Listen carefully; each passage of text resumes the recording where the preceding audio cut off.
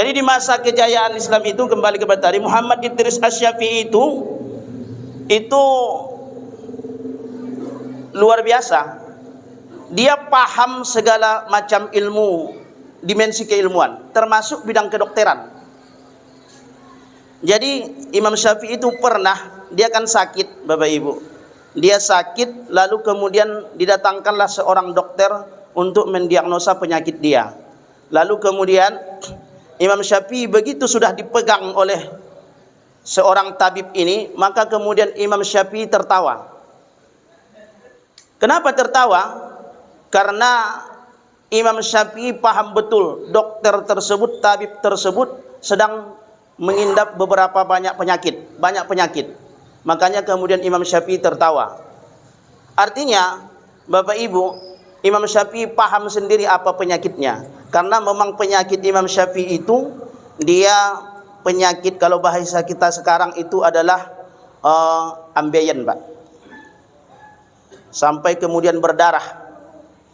Mohon maaf, sampai kemudian berdarah. Dan itu kemudian sesuai memang. Karena keseharian Imam Syafi'i itu setiap hari ketika umur 12 tahun, dia sudah mengajar di Madinah. Menjadi guru besar, dan dia duduk terus, lalu kemudian muridnya berdatangan silih berganti, lalu kemudian pada malam hari sedikit sekali tidurnya untuk menyimpulkan berbagai macam persoalan dan permasalahan hukum. Itu Muhammad Idris Asy-Syafi'i, luar biasa, Pak. Imam Ahmad bin Hanbal, dia memakruhkan makanan yang panas.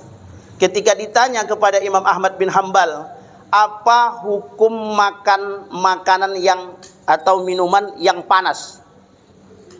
Airnya panas, kemudian makanan panas. Maka kemudian Imam Ahmad bin Hanbal menjawab, akrohuhu, aku makruhkan dia. Imam Ahmad bin Hanbal ini membagi dua masalah hukum makruh. Pertama, makruh lit tanzih, dan yang kedua makruh lit tahrim.